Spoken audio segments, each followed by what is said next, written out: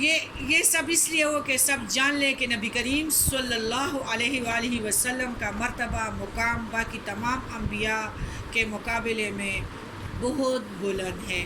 اور جیسا کہ آپ صلی اللہ علیہ وسلم نے فرمایا کہ اگر آج موسیٰ بھی زندہ ہوتے تو میری شریعت کا اتباع کرتے، یہ بھی ثابت کرنا تھا کہ پچھلی تمام شریعتیں منسوخ ہے، صرف یہی دین ابدی دین ہے جو ہمارے پیارے نبی کریم صلی اللہ علیہ وآلہ وسلم لائے ہیں۔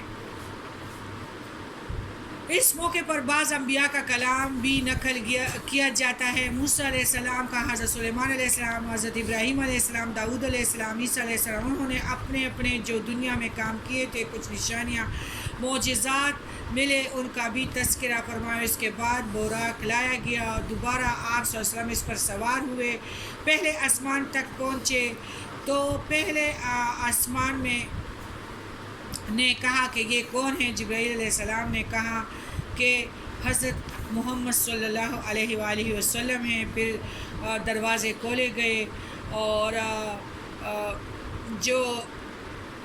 ان کے لیے جو دروازہ کھولا گیا، ابو سعید سے روایت ہے کہ آپ صلی اللہ علیہ وسلم آسمان کے دروازے میں سے ایک دروازے پر پہنچے، اس کا نام باب الحفظہ ہے، حفظہ ہے، اس پر ایک فرشتہ مقرر ہے، اس کا نام اسماعیل ہے، اس کی ماتحتی میں 12,000 فرشتے ہیں۔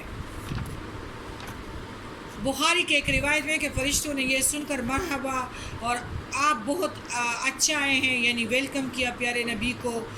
حضرت پہلے آسمان پہ کون موجود تھے؟ حضرت آدم علیہ السلام،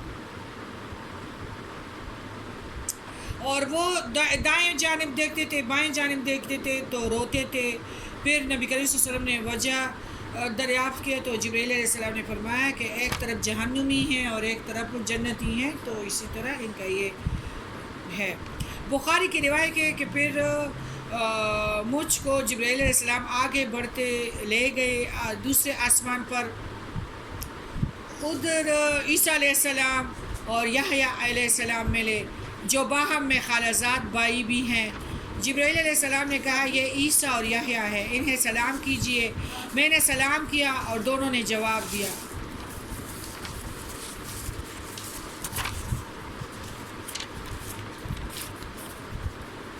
پھر اس طرح سے کچھ باتیں ان سے ہوئی۔ بخاری میں ہے کہ حضرت جبرائیل علیہ السلام مجھے تیسرے آسمان پہ لے کے گئے، ادھر بھی فرشتوں نے دروازہ کھولا، وہاں پہنچے تو دیکھا وہاں یوسف علیہ السلام موجود تھے، تیسرے آسمان پہ یوسف علیہ السلام۔ جبرائیل علیہ السلام نے کہا یہ یوسف علیہ السلام ہے، سلام کہیے۔ آپ صلی اللہ علیہ وسلم نے سلام کیا، انہوں نے جواب دیا، انہوں نے کہا مرحبا برادر اور صالح نبی صالح کے بیٹے، وہ بنی اسرائیل سے تھے اس لیے بھائی کہہ رہے ہیں۔ ایک اور روایت ہے کہ آپ صلی اللہ علیہ وسلم نے فرمایا میں نے دیکھا کہ یوسف علیہ السلام کو حسن کا ایک بڑا حصہ عطا کیا گیا ہے۔ پھر اسی طرح پیارے نبی علیہ السلام چوتھے آسمان پر گئے، وہاں بھی یہی یعنی ویلکم فرشتوں نے کیا، اور ادھر حضرت ادریس علیہ السلام تھے۔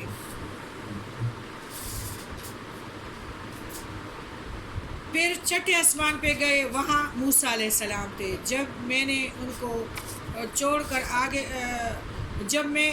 چھوڑ کر آگے بڑھا تو وہ رونے لگے۔ میں نے پوچھا آپ کے رونے کی وجہ کیا ہے؟ انہوں نے کہا اس لیے روتا ہوں کہ ایک نوجوان پیغمبر میرے بعد مبعوث ہوئے ہیں جن کی امت کے جنت میں داخل ہونے والی میری امت کے جنت میں داخل ہونے والوں سے زیادہ ہوں گے، تو مجھ کو اپنی امت پر حسرت ہے، یعنی بنی اسرائیل پر۔ انہوں نے میری ایسے اتباع نہیں کی جیسے محمد صلی اللہ علیہ وآلہ وسلم کی امت نے آپ صلی اللہ علیہ وسلم کی پیروی کرے گی، اس لیے میری امت کے ایسے لوگ جنت سے محروم رہے تو ان کے حال پہ رونا آتا ہے۔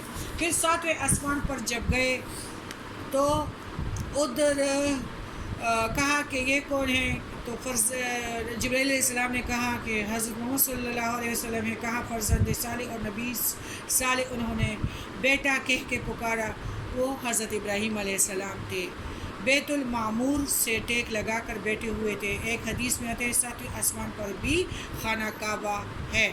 ساتویں آسمان پہ. وہاں 70,000 فرشتے اس کا طواف کرتے ہیں. چونکہ دنیا میں حضرت ابراہیم علیہ السلام نے خانہ کعبہ بنایا، تو اس کے اعزاز میں آپ کو 7ویں آسمان پر جو بیت اللہ ہے وہاں حضرت ابراہیم علیہ السلام کو رکھا گیا. مسلم کی روایت ہے روزانہ 70,000 فرشتے بیت المعمور میں داخل ہوتے ہیں. جب مجھے آسمان ہفتم 7ویں آسمان پہ چڑھایا گیا تو دیکھا کہ حضرت ابراہیم علیہ السلام موجود ہے، بہت خوبصورت. ان کے ساتھ ان کی امت کے کچھ لوگ ہیں، میری امت بھی موجود ہیں.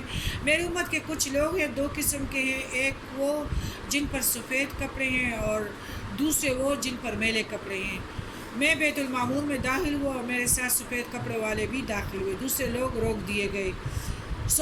میرے ساتھ والوں نے بیت المعمور میں نماز پڑھی. اور وہ کیوں روکے گئے ہوں گے؟ اپنے اعمال کی وجہ سے. حضرت علی کی معراج والی حدیث میں بیان آیا ہے کہ آپ صلی اللہ علیہ وآلہ وسلم جبرائیل کے ساتھ آسمان میں حجاب تک پہنچے. پھر اس حجاب کے اندر سے ایک فرشتہ بہت بڑا باہر آیا جسے حضرت جبرائیل علیہ السلام نے کبھی نہیں دیکھا تھا. دیکھو اللہ تعالیٰ کے پاس اتنی مخلوق ہے. اور شفاء الصدور میں حضرت ابن عباس کی حدیث میں ہے کہ نبی کریم صلی اللہ علیہ وسلم ایک ایسے مقام پر پہنچے جہاں جبرائیل علیہ السلام نے آپ کا ساتھ چھوڑ دیا. آپ صلی اللہ علیہ وسلم نے فرمایا یہ ایسے مقام پر کوئی دوست اپنے دوست کو تو نہیں چھوڑتا، آپ مجھے کیوں چھوڑ رہے ہیں؟